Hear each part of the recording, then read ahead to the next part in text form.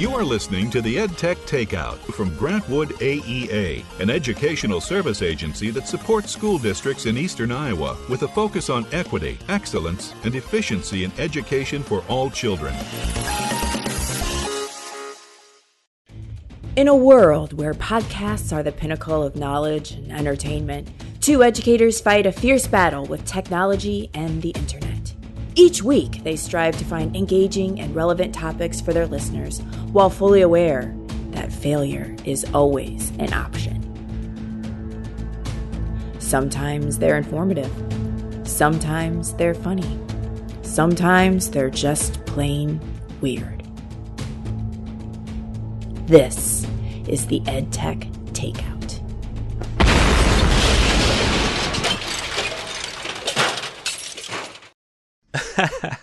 I like it. Okay. That was good. All right. We're back for another episode of the Edtech Takeout. Back for another episode. Episode number, 17? 17, right? Yeah. 17. Yes. We're getting up there. We are. Yep, we're coming up on our 1-year anniversary. It's right around the corner. Yeah, January will be, a big celebration episode. And yeah, that should be fun, I think. Yeah. So, should we get started? Well, yeah, just before we do start, talking about the podcast, I was out at a school district that will name anonymous at the moment. Oh no. And there was, I was meeting with their tech coaches, as I often do in my role here at Grantwood. And one of the tech coaches got up at one part in the meeting, and he was talking about all the awesome things we do at Grantwood. He talked about our blog and Jason and Amber's Think, Make, Innovate Maker show. And he talked about our podcast and talked about all the great ideas that we have on the podcast. And I was thinking, that's nice. This is going really well. And then he said, Well, I did fall asleep during the last one. Oh. Ooh. Yeah. So I don't know if I want to mention the name of this teacher or who this was, but I thought I'd at least put the story at the beginning of the podcast, because if I left this until the end, then who knows if he would have been awake or not. So you know who you are. We need to We need to liven this up a little bit, apparently. I guess so, yeah. I think maybe it just listens to it last thing at night or something while getting ready for bed. And hey, that works. All right, well. We'll try and do better. We'll try our best. Yeah. So great. So follow up. Let's do the follow up. Yeah. Okay. First thing I've got on this list is kind of exciting, and that is the new Google Sites. Yeah. Oh my goodness, how long have we been saying I wish Google would redo Google Sites or buy Weebly or something? And finally, they have done it. Yeah, and we've had, we talked about this last time, right? That we've had new Google Sites for a little while, but I have started seeing some tweets and things that it's starting to roll out into other places. Yeah, so it officially became available for schools that were on the rapid release schedule on November 9th. And if you're just on the standard release schedule, then you will get it November 21st. So either way, it is coming, and everybody will be able to check it out. I did do a blog post on I saw that on our Grantwood digital learning website with just an overview of some of the new changes and the things that you can expect on there. So definitely take a look at that. And I don't know, I'm excited. Do you like the new Google Sites, Mindy? Yeah, it's much more user friendly. It's much, and it just looks updated. I mean, I felt like Google Sites always looked kind of just old and clunky. Yeah, for sure. I just feel like it just looks much more modernized now. It's got a sleeker look, which is nice. Yeah, no longer do you have to dive into manage site and dig through 3 or 4 levels just to find out how to change the color of this or this menu item or right. Just so much better. Yeah, so let me back you up a second. How do you get signed up for the rapid release? If schools are looking to do that, do you just sign up for it, or are you just like a lucky one, or how does that work? So that's a setting in your Google Domain dashboard. Oh, and it's just like a toggle switch. You can either be on rapid release and get all the new features as soon as they're released, or you can stay on the scheduled release, which gives you a little bit of a safety net in some ways, because sometimes when things come out, they're not 100% complete or done or there. So yeah, whether you want to live on the edge or just stay safe.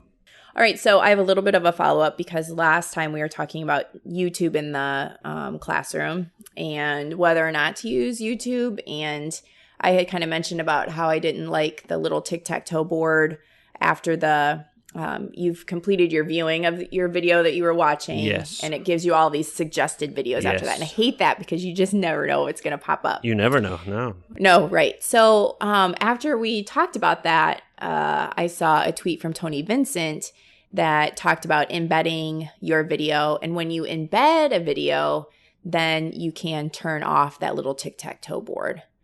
And so if you want to do that, it's underneath, and I think it's like sharing and embedding, and then I think there's something else. But if you click on embed, and then there's like a little gray show more button, if you click that, then you can turn off and on some options with that video. And one of them is that tic-tac-toe board of suggested videos. Yeah, I saw that tweet you shared with me. It's really very simple, but a really awesome thing to do. I think it's just like a checkbox or something. You either check or you uncheck. Yep.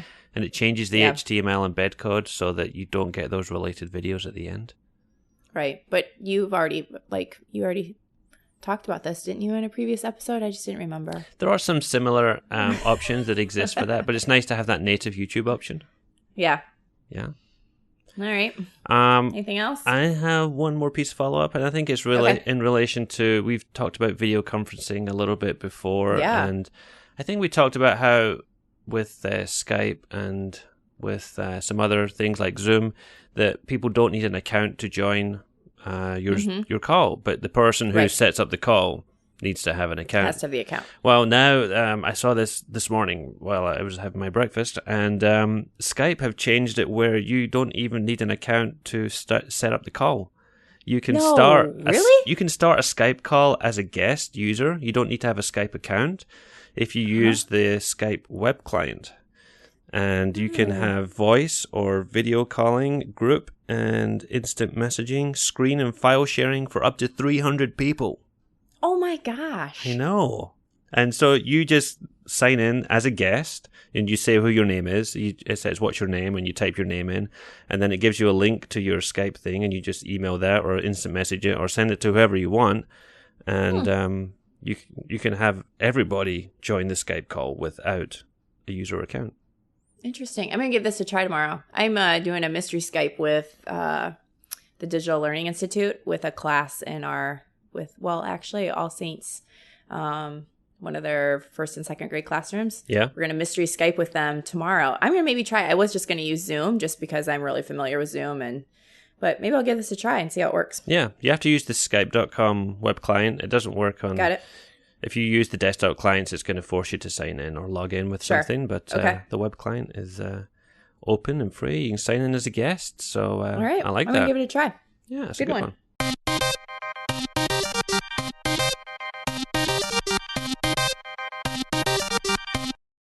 All right. So on to our hot topic.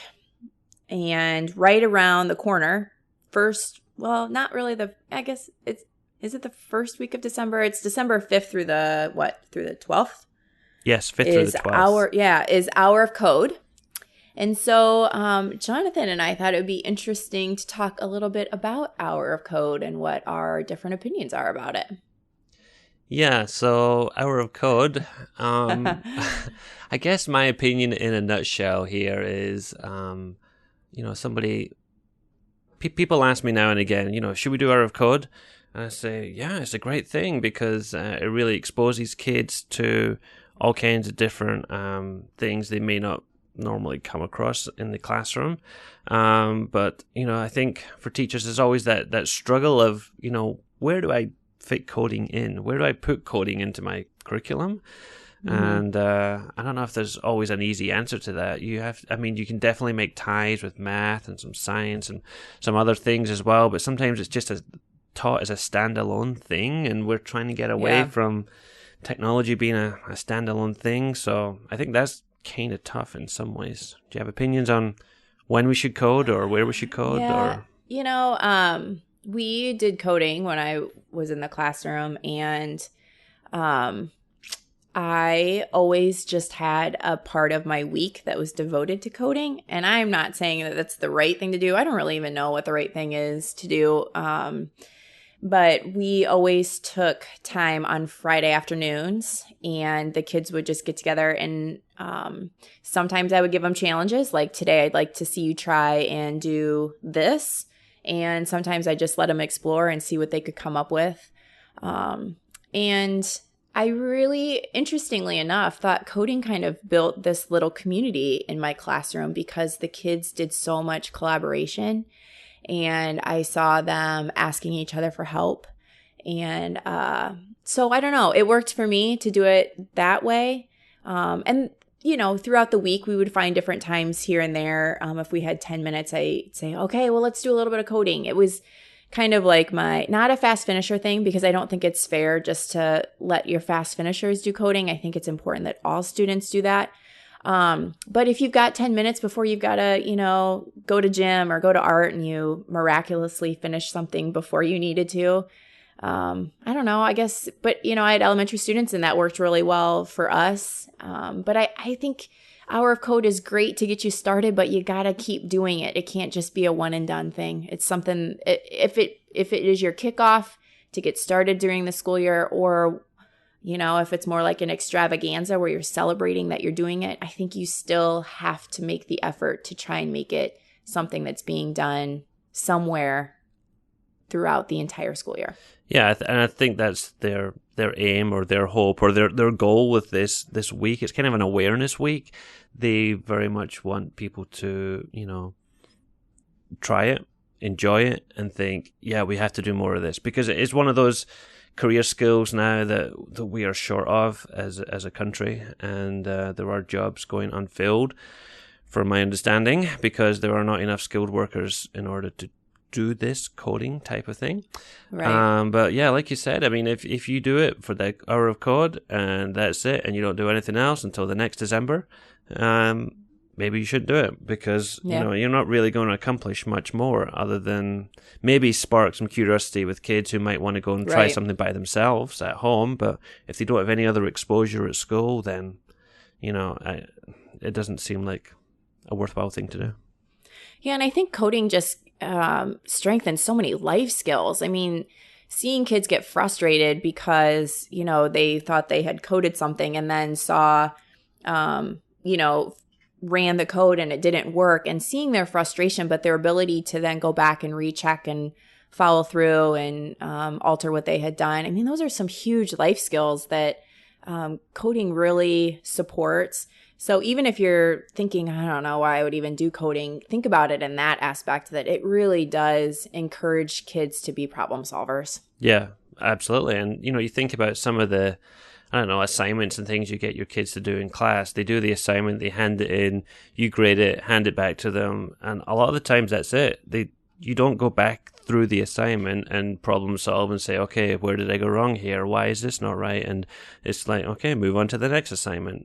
I've graded you on what I think you can do, and this is what you showed me you can do. And, I'm not saying it's always like that, but there needs to be more time for kids to self-analyze and look at what they've created and why it's not working or why it is working, and move on that way. Yeah. So we like the Hour of Code, but we like it as part of a larger initiative. Exactly. Agreed. Let's do it. Okay.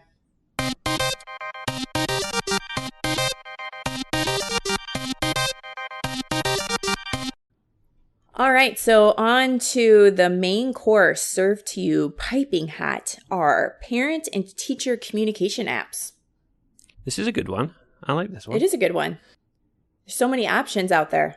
Yeah, and this came about because Mindy saw this awesome spreadsheet on Twitter, I think, that was parent communication app comparison. Is that right?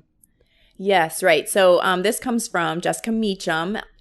I will link her website to the show notes.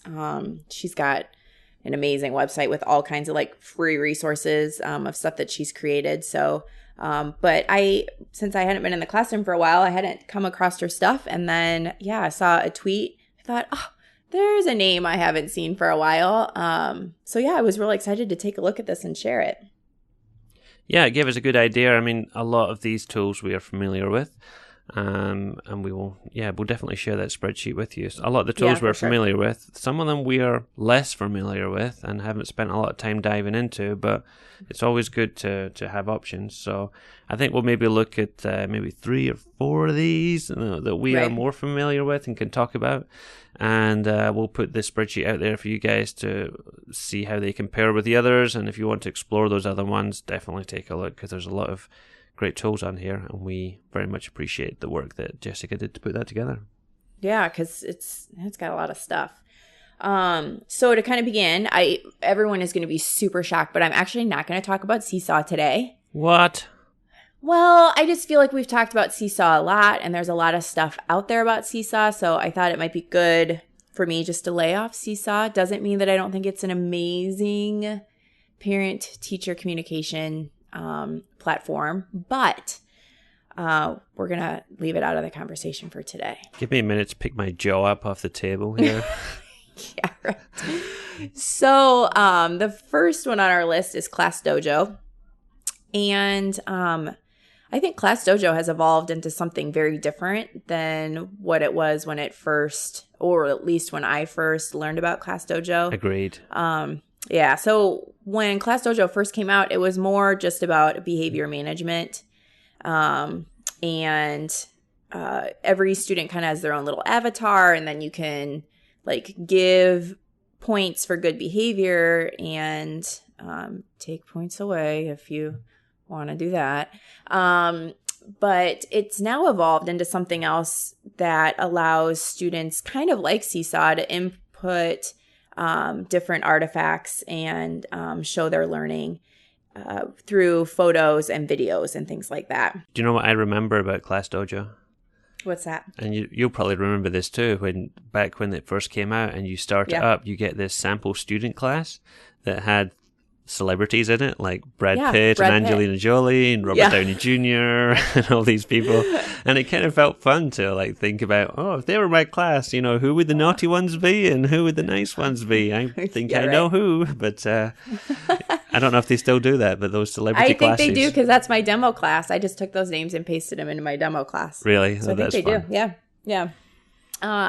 So now students have the opportunity to kind of share their learning through student stories, but teachers can also have class stories where they might send messages to parents or put their newsletter in reminders of holiday parties, parent-teacher conference night, things like that. And it's also, which is a little bit different than Seesaw, is that it has two-way messaging in it. So parents can communicate with you through the Class Dojo app. Yeah, and I think that seems like a natural extension of the original model that they brought out, because there was always that parent side of things where the parent could log in and check the behavior of their student. So, there was a bit of a connection between teacher and parent at home. So throwing that out more with the class stories and the student stories is really good. And I think that's a great option to have. Definitely the messaging thing too. It takes a little bit from different apps and merges them together into one platform, which is good. In some quarters, it's a little controversial with some people. Not everybody is a big fan of Class Dojo because of things like the ability to ding students on negative behaviors, and that doesn't really always fit in with like PBS and other types of initiatives. PBIS, you mean? PBIS, yes. PBS is the TV station. PBS is still up in the air. They're not sure what to do. Yeah, so PBIS, where you're really looking to reinforce positive behaviors in students. But I guess you don't have to use the red button. Right. You don't have to, ding students on those types of things. Just record the positive things and go from there. Maybe Class Dojo can be one of our hot topics one day. It might not be a bad idea. It might not be a bad idea. Yeah. All right. So moving on to the next one. Are you ready? Yeah, let's do the next one. The next one is an app called Remind, which used to be called Remind 101 back in the day. Right. I feel like saying I'm old enough to remember when this app used to be called. But for the love, it wasn't that long ago. No, it wasn't that long ago. But they rebranded as Remind, which is really an interesting. They started off as a text messaging type of service where you could text students and or parents.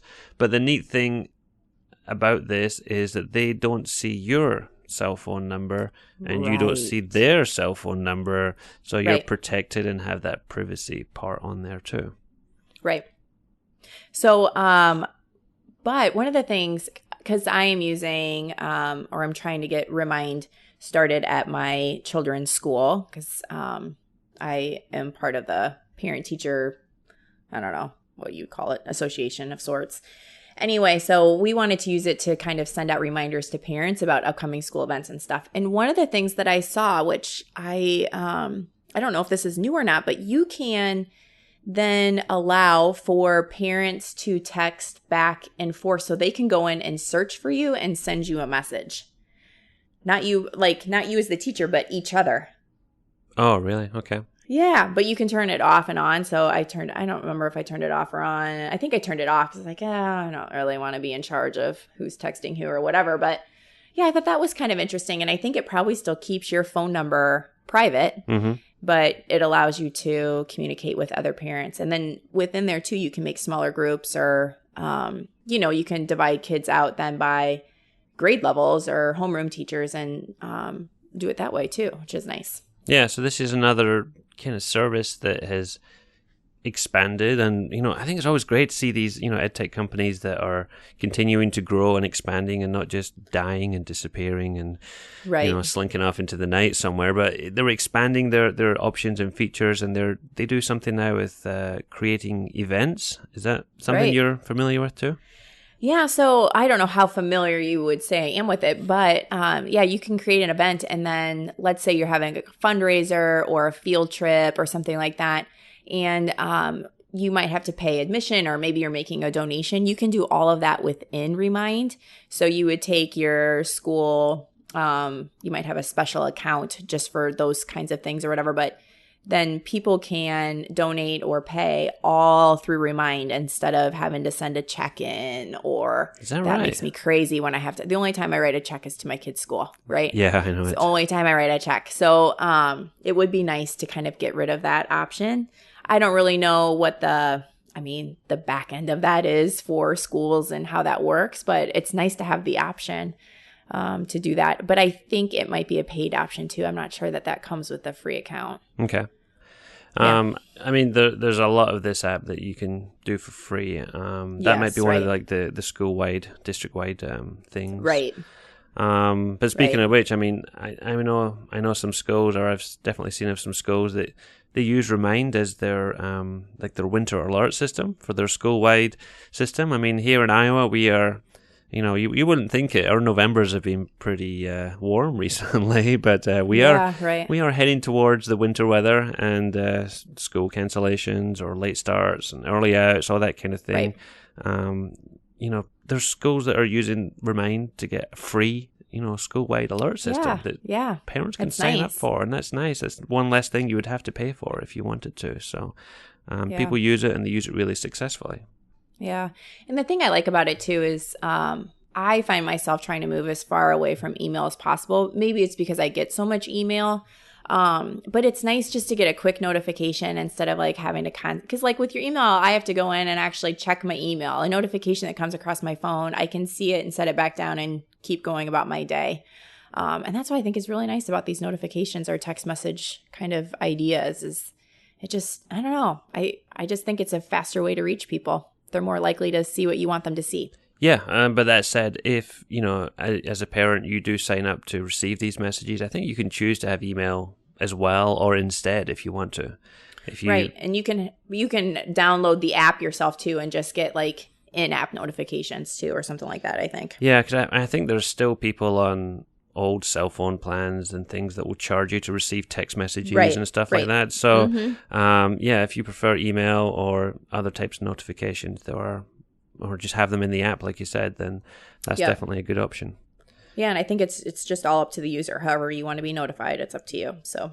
Yeah. So when I was on Twitter recently, I say recently, I'm on there every day, but when I was on recently, I saw Kyle Pace was using Remind with the teachers at his school, and he kind of had this thing where he would send out like a Google Apps for Education, a G Suite for Education tip each day, and he would send them to the teachers. So the teachers would like sign up for his Remind class, but it's not really a class, it's just like his staff.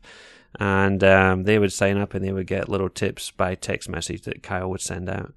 And the nice thing about Remind and the way that works is you can schedule your messages to go out ahead of time. Right. So it's not like Kyle sits down necessarily every day and thinks, what will my tip for today be? He can sit down and like write them all at once and just schedule them to go out once a day for the next fortnight or whatever. And did you say fortnight? I did say fortnight. You did. Is that a problem? How many nights is that? How many nights is a fortnight? That would be 14 days. Oh, huh. We should think about doing something this for the digital learning team. Yeah, we should. Yeah. We could do something like that. That'd be super fun. Like an app of the week. We don't have to do it every day. Yeah, because you don't want to over notify people. But like once a week, that'd be kind of fun. Yeah. Should think about that. It's a great idea. Innovative use of Remind. Nice job, Kyle Pace. I think our friend Scott McLeod does something similar for a leadership and administrator group he has on digital learning, and he tweets that out occasionally, like sign up for updates and alerts on digital learning for administrators, and he sends out messages through Remind on that one too. So interesting. Using Remind for PD and things like that. Yeah, who knew? PD on the go. Yeah, I like it. So the next one I happened to look at way at the beginning of the school year last year and kind of forgot about it. And it's called Fresh Grade.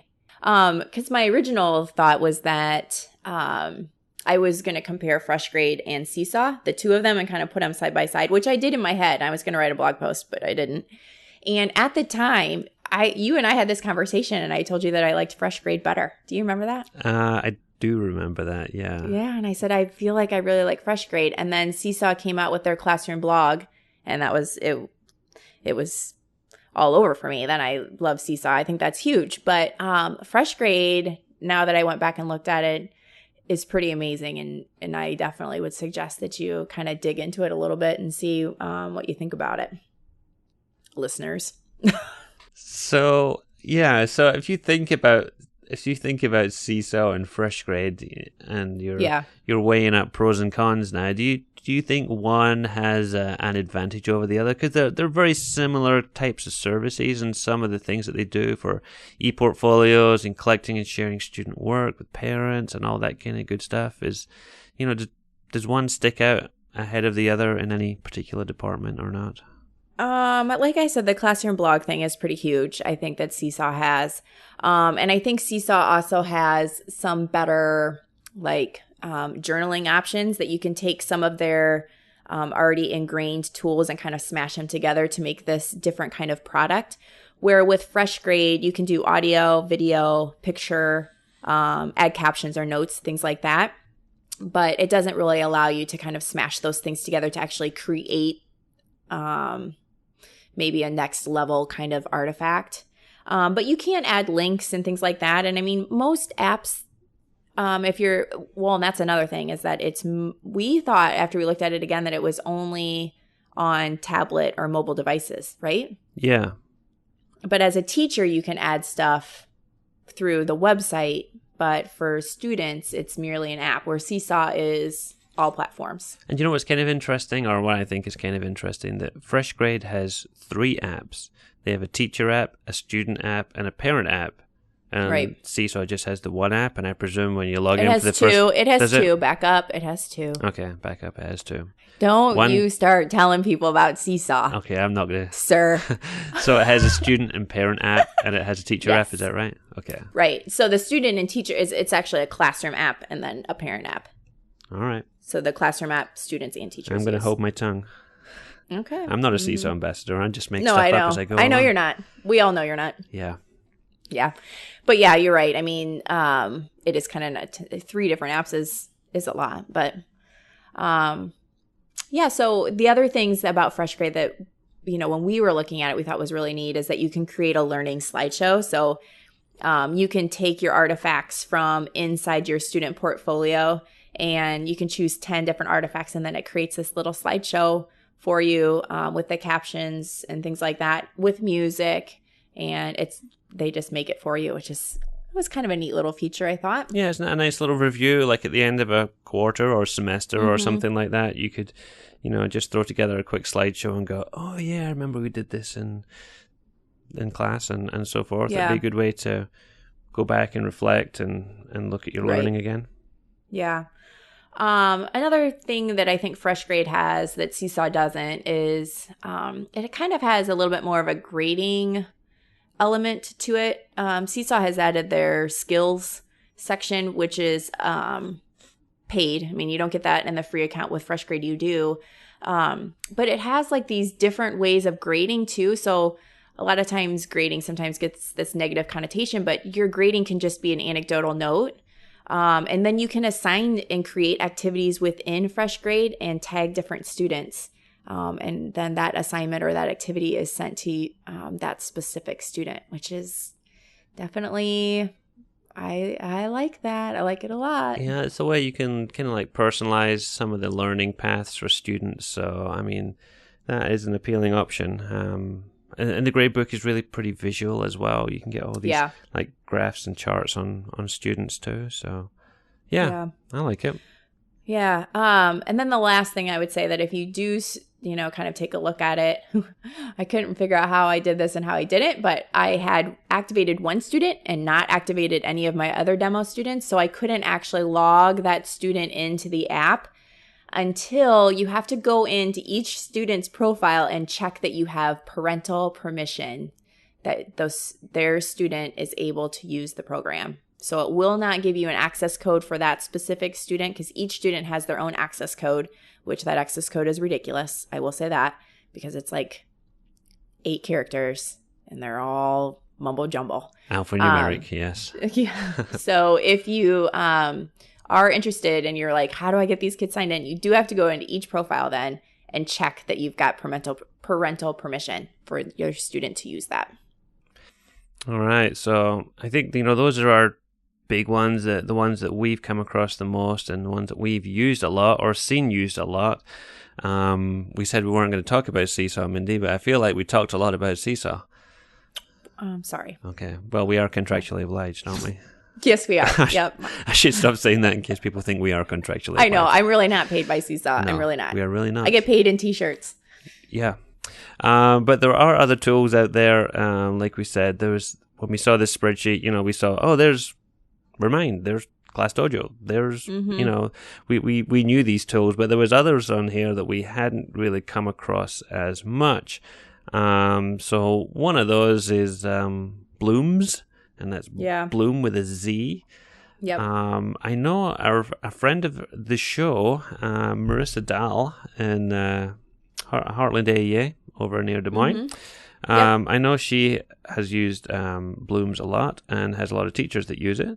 So we could put her Twitter handle in the show notes, and you guys could go ask Marissa all your questions about Bloomz. I'm not saying she's a Bloomz ambassador or anything, but I know she really likes the service and has done a lot of good things with it. So that would be one of the additional ones. I guess it's similar to, I don't know, which one would it be similar to? Similar to Fresh Grade and Seesaw? Yes. Yep. I think this is what I think about Bloomz, though I can't remember. I have a Bloomz account because it does the same thing like Remind, where you can send notifications out to groups, I think.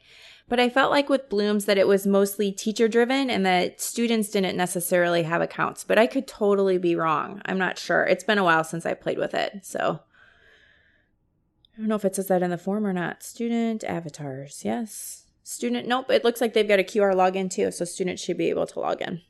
So other things on this spreadsheet from Jessica is tools that we are less familiar with, but Class Messenger looks like a messaging type app. Living Tree and Simply Circle. I've not heard of any of those. Have you, Mindy? No, those are new. Nope, those are new to me.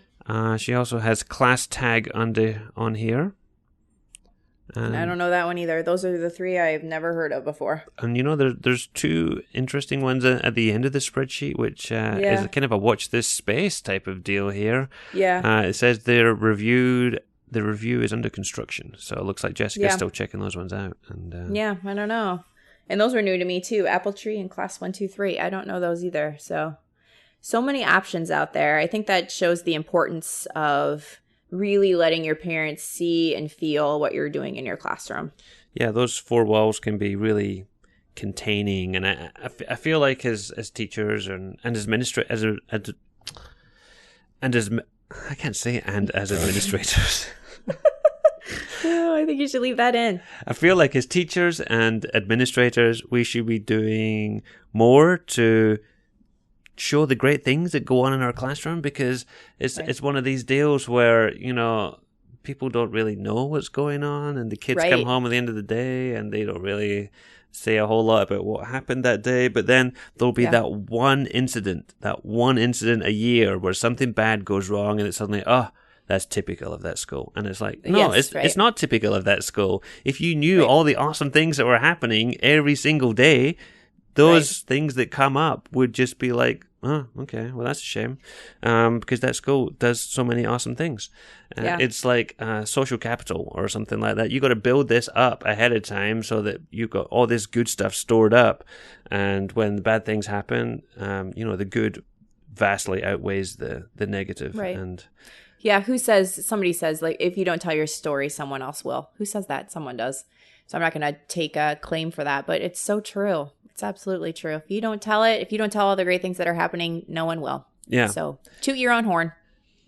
Absolutely. And, things like social media, great way to tell your story. Not everybody's comfortable with the privacy or how public some of these things are. So if you use services like the ones we talked about here, you really have more control over, Absolutely. Who sees it, how they see it, when they see it, and so forth. So. Yep. Eliminate your students coming home and saying nothing happened today. Because you'd be like, oh, but wait a minute, I can see, but let's talk about this. That's one thing that I know my parents always are. I'm so happy that I have these talking points with my student when they come home at the end of the day. They don't get to tell me I did nothing. I'm like, oh, that's, perfect advertisement.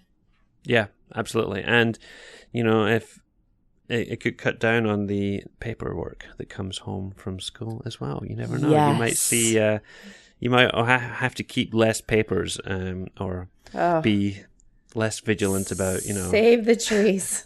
When your kids come home with that stack of papers, and you have to wait until they're not looking before they end up in recycling or somewhere like that. And you keep some of them, but there's no way you could keep all of the papers that your kids bring home. I don't keep any of it. I don't keep any of it. You don't keep any of it? No, I just look and say, is there anything in here you want to keep? And most of the time, nope. Well, if they don't care about it, why should I? Right? Yeah. I keep the artwork. I don't keep worksheets. But when you have that digital artifact in a portfolio or something, then you can go back and look at that stuff anytime you want. Yeah. So you've got a digital record Tate's of it. whole Seesaw journal all downloaded, and then, I had to re-upload it then into my Google Drive. I can go and look at it anytime I want. It's all pictures. I love it.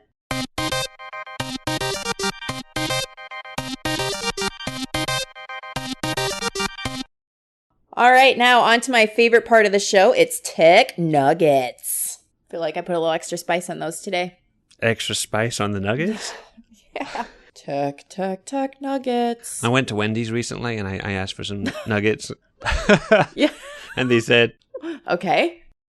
I'm not even going to go there. now I'm on the edge of my seat. And? Well, they asked if I wanted regular nuggets or the spicy nuggets. Oh. And? I chose the regular ones. You got the regular ones? I did. You're such a wimp. I thought you liked spicy food. I do like some spicy food, but I guess that day I was just more inclined to take the regular. I see. Have you had the spicy chicken sandwich at Wendy's? I have not, no. Oh, it's delightful. All right. There's lunch taken care of today. Yeah. Are we getting back to Tech Nuggets or? Yeah, let's start again. Okay. No, let's not start again. That was fun. Okay. All right, your start. Okay, so I will start with the first spicy tech nugget of the day.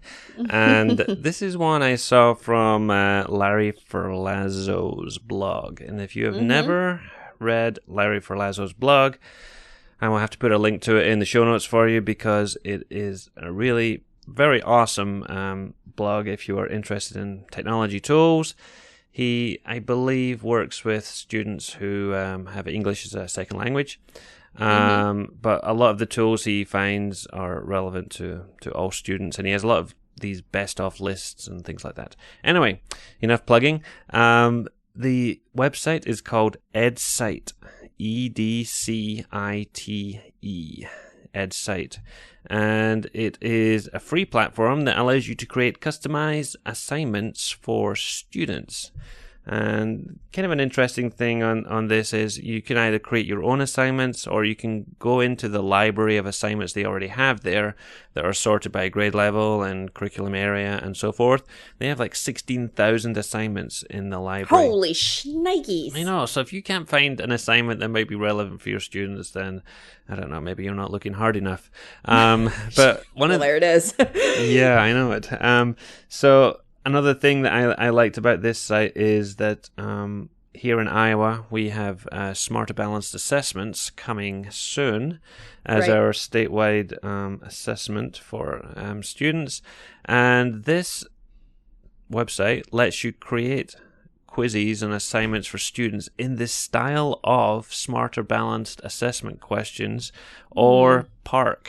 I believe it's PARC, PAARC assignments, so that you can kind of give students almost like some practice for what these computer-based assignments are by taking that assignment on Edcite. So, it's not as jazzy and interactive as Kahoot or Socrative maybe and things like that, but for giving kids practice at standardized tests, we don't have great opinions on standardized tests, but they are what they are and we have to do them. This at least exposes them to some of the formatting that they have. So like you can create drag and drop things or sort and order things or put things into columns. Those types of questions that they may not always have exposure to on your current curriculum. Yeah, that's a good idea because with Smarter Balance, I mean, you definitely don't want the tech to get in the way of, your students showing what they know and engaging with questions that have drag and drop and things like that. They might not be used to that, or they might be doing it on the computer when they're used to using an iPad or something like that. So yeah, it's as much as we hate kind of teaching to the test, at least it kind of gives them an idea and gives them an awareness of what they might be looking at later. Yeah, so check a good it out. find. It's edcite.com. Good one. All right, so my tech nugget, I don't know if it's really a tech nugget. I think it is. I've been reading this book called Amplify, Digital Teaching and Learning in the K-6 Classroom, and it's by, I hope I don't missay their name, but Katie Mutaris and Kristen Zimke. And I just thought this was the best book because it really gives real life examples and kind of step-by-steps about how to really integrate technology into your classroom and to do it well. And it talks a lot about like letting kids explore for a little bit and then giving kids a task and then discussing about where they could use this technology and how it would be beneficial to them. And I think those are really important things that sometimes as educators we miss because we're in a hurry to get other things done. I know I was guilty of it too. But I just think it's a really great read. It kind of brings you back to your roots a little bit, back to the basics. And I would strongly suggest that you pick it up and take a look at it. It was recommended to me by Beth Swantz, who is also on our digital learning team. She has a school that is reading it as a book study. And I think it's a great idea. It's a great book. I'm definitely going to check that one out because two great recommendations from two people that I trust and admire. So I will look into that one. I'm just thinking now off the top of my head that these might be awesome guests to have on the podcast at some point. Oh, yeah. They could come in and talk about the book and how they came up with the idea for that and the structures that they are putting into place for integrating technology. So I like that a lot. Is it for elementary or secondary or both? Or is it K-8? It's K-6, I think, but I don't think that even like middle school teachers, I think they could get something out of it. It might be, I don't know. I think everybody could probably learn a little bit from it, regardless of what grade level you teach. The one thing that it really made me start thinking about is how we're teaching digital text reading. Right. Okay. Yeah. So that's just a little spark in the mind. It's a good one. All right. Kristen and/or Katie, if you are listening, we are extending an official invite for you to come on and talk about it on the show. We'd love to learn more. Yeah. All right. So my second tech nugget is also along the lines of assessment and digital assessment. And this is one I saw from Richard Byrne. This one's called Treventi. Okay. Which was a new one to me, and it lets you create quizzes that are gamified along the lines of something like Kahoot. So if you're looking for a little bit more variety or something different to do because your kids are bored of Kahoot or they're bored of whichever formative assessment tool you have done as flavor of the month, then Treventi could be a nice option for that. It works on different devices. It lets you do a couple of things that are kind of interesting, I think, in terms of it doesn't have to be one-to-one. You can have kids do this in groups. When you're creating the questions, there's the ability to create a clue, so that if you are, want to put a clue for the kids, or like, I have no idea, well, and they read the clue and they're like, oh wait, I remember we did this was something to do with, and so forth. So the clue doesn't appear automatically. It's like there at the bottom of the screen, and the kid taps clue, and then it reveals the clue, and then they can decide, if they want to use that to help them answer the question. The gamified part is, everybody gets a record of whether they did it right or wrong. I believe if you answer first, you get an extra point or something. Oh, so I like that. There is that point on there. I thought you might like that, Mindy. There's a little competitive streak in you. But interesting idea. I think they're fairly new. One of the other things I did like was after I signed up for an account, and you do that with these places, a lot of the times it's like, click here to confirm your email address or whatever. They sent out a user guide, like a two-page getting started guide on how to use Treventi with screenshots and step-by-step instructions. And I thought, that's really nice. That's different. Yeah, because you can go to the website, you can watch the video, you can read the blurb and think, okay, but it's like, how do I actually do that? As soon as you sign up, they send you the user guide. So we can link to that user guide in the show notes if you guys want to see it and take a look at Treventi. That's a good one. Unless it's Triventi. Oh, it could be Triventi. Yeah. It sounds like something you get at Starbucks. It does. I'm sure it's nothing to do with It's a triple shot of Venti. A triple shot of Venti, yeah, okay. All right, so my last tech nugget is called SciShow Kids. And what's really neat about SciShow Kids is that it's YouTube videos for the younger scientists. And each YouTube video has like a question that you might want answered, or you're wondering about, like, why do paper cuts hurt? Or what do insects do in the winter, and things like that. So it's kind of just like short, fun little videos that I think would maybe get kids engaged and would maybe answer some of those why questions that we often get either as parents or as educators. So I definitely suggest going to take a look at it. They're super fun and snappy, and I think your students would really enjoy them. This one is brand new to me, so... I get extra points then. I have 2 young children at home. I think maybe this might be good for them too. Yeah, it's fun. You'll like it. Okay, well that brings us to the end of another exciting edition of the Edtech Takeout. I am going to end with a review we got on iTunes recently. Oh, okay. I know you always like these, Mindy. I do. Yeah, this is from Miss CINMA from Massachusetts. She said, I love Mindy and Jonathan. They have the perfect, capital letters, balance of content and banter. Podcasts are very structured, well prepared, but not over-scripted. They, for the most part, stay on topic and always remember to share who the intended audience is. Yeah, you like that, the most part? Yeah. That's awesome. She says, I appreciate that she's not wasting her energy getting excited about an app that won't actually work for her because we give the context and who this would work best for. She says, for the record, I'm pretty sure Jonathan's accent is Scottish. Oh, God, the accent. She's correct. And she's been spreading the podcast and ideas all over campus. We are going to have a big Massachusetts following, apparently, Mindy. Oh, okay then. So hello, Massachusetts. Hello. So thank you very much for that.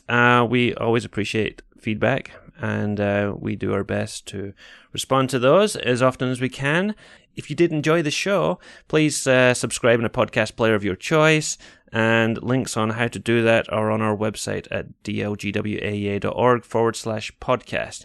There's a video on there. If you've never subscribed to a podcast before, there's videos for Apple, for Macs, for PCs.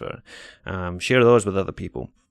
I am on Twitter at Jonathan Wiley, and Mindy is at Team Carney. Our team account is at dlgwaea.